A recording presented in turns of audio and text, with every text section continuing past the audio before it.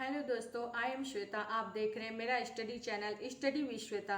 मैं आप सभी का बहुत बहुत स्वागत करती हूँ। दोस्तों जैसा कि हम लोग प्राचीन इतिहास पढ़ रहे थे, ठीक है। इसमें हम लोगों ने इससे पहले प्राचीन इतिहास के कौन कौन से स्रोत हैं जानने के, ये सारी चीज़ें हम लोग पढ़ लिए थे, ठीक है। हम लोग पढ़ने वाले हैं आज प्रागैतिहासिक काल। दोस्तों, अगर आपको हमारी क्लास अच्छी लगेगी please like share and subscribe कर दीजिएगा और कमेंट करके हमें जरूर बताइएगा हमारी क्लास कैसी लगी। दोस्तों आइए स्टार्ट करते हैं। आज हम पढ़ेंगे प्रागैतिहासिक काल, ठीक है, प्री हिस्ट्री। दोस्तों प्रागैतिहासिक काल किस काल को कहते हैं? तो प्रागैतिहासिक काल जो है, जिस काल का कोई लिखित प्रमाण नहीं मिला है दोस्तों, उसे हम क्या कहते हैं? प्रागैतिहासिक काल कहते हैं, ठीक है। ओके, प्रागैतिहासिक काल यानी प्रागैतिहासिक काल उस काल को कहा जाता है जब मानव तो अस्तित्व में थे, लेकिन लिखाई का आविष्कार न होने के कारण उस काल का कोई लिखित वर्णन नहीं है। प्रागैतिहासिक काल को दोस्तों 3 श्रेणियों में बांटा जाता है। ये है आपका, पहला है पाषाण युग, स्टोन एज कहा जाता है, ठीक है। दूसरा है कांस्य युग, ब्रॉन्ज एज। तीसरा है लौह युग। ओके, पाषाण युग को स्टोन एज कहा जाता है, कांस्य युग को ब्रॉन्ज एज कहा जाता है, लौह युग को आयरन एज कहा जाता है। दोस्तों पाषाण युग, सबसे पहले हम जानेंगे कि पाषाण युग किसे कहा जाता है। दोस्तों तो पाषाण अर्थात पत्थर, यानी काल अर्थात समय, ठीक है। पाषाण अर्थात पत्थर, काल अर्थात समय। मानव ने अपनी रक्षा और अपनी भूख मिटाने के लिए दोस्तों सर्वप्रथम पत्थर के औजारों का ही सबसे अधिक उपयोग किया था, इसलिए इस युग को पाषाण काल कहते हैं। पत्थर से बने औजारों में समय समय पर परिवर्तन हुए, इसलिए पाषाण युग को दोस्तों 3 भागों में बांटा गया है। पाषाण युग को भी किस काल में, कितने कालों में बांटा गया है? 3 भागों में बांटा गया है, ठीक है। इसमें सबसे पहले है पाषाण युग को दोस्तों कौन सा काल माना जाता है? औजार एवं हथियार बनने लगे थे, यानी पत्थर के बनने लगे थे, ठीक है। औजार एवं हथियार पत्थर के बनने लगे थे। कांस्य युग में औजार एवं हथियार कांसे के बनने लगे थे। औजार एवं हथियार लौह युग में लोहे के बनने लगे थे, ठीक है। इसका विकास होता गया। दोस्तों सबसे पहले आता है आपका पाषाण युग। पाषाण युग को कितने भागों में बांटा गया है? 3 भागों में, पूरा पाषाण काल, मध्य पाषाण काल और नव पाषाण काल। दोस्तों सबसे पहले जानते हैं पाषाण युग। यह वह काल है जब मानव का जीवन पत्थरों पर अत्यधिक आश्रित था। उदाहरण स्वरूप जैसे लेते हैं, यानी पहला है पत्थरों से शिकार करना, पत्थरों की गुफाओं में शरण लेते थे, पत्थरों से आग पैदा करना, ये लोग जान गए थे, ठीक है। दोस्तों सबसे पहले आता है आपका, इसके जो पार्ट हैं, पूरा पाषाण काल, मध्य पाषाण काल और नव पाषाण काल। तो इसमें हम लोग पढ़ेंगे पूरा पाषाण काल दोस्तों, ठीक है। ये है 25 से 20 लाख से 12,000 साल तक।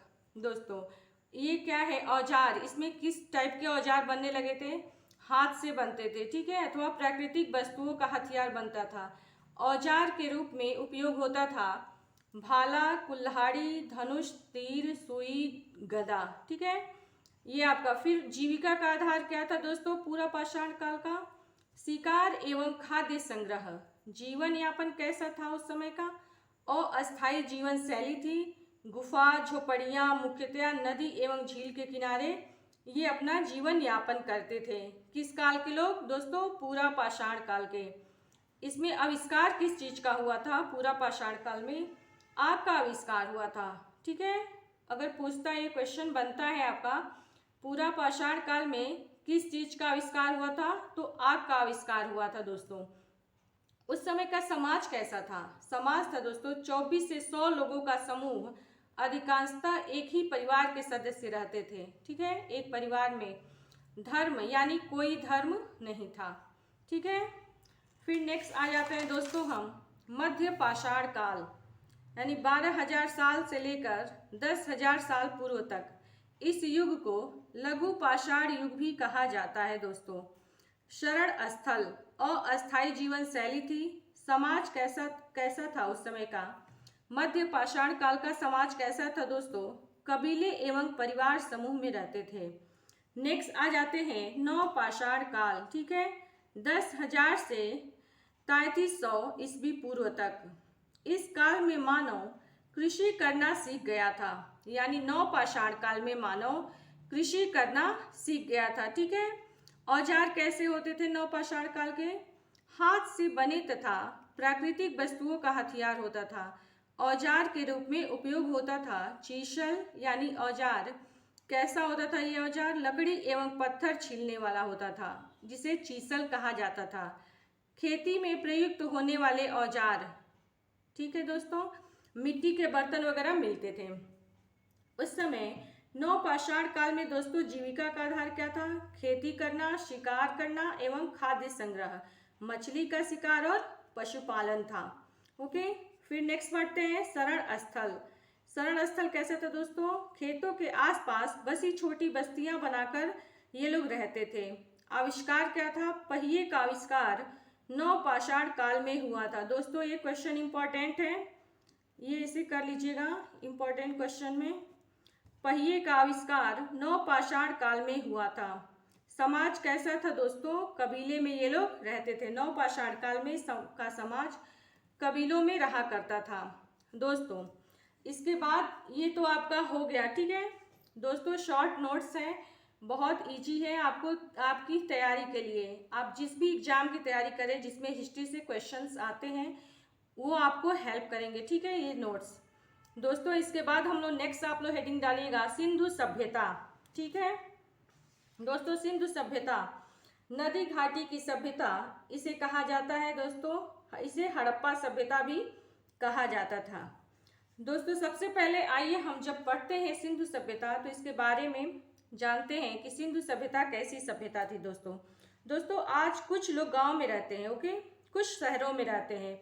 दोनों ही जगह के रहन सहन में कुछ कुछ समानताएं होती हैं दोस्तों, तो कुछ अंतर भी होता है। क्या आपको पता है कि आज से लगभग 2500 वर्ष पूर्व भारत में नगर थे? आपको यह जानकर आश्चर्य होगा कि इन प्राचीन नगरों का निर्माण लगभग आजकल की सुनियोजित नगर निर्माण योजना की तरह होता था दोस्तों।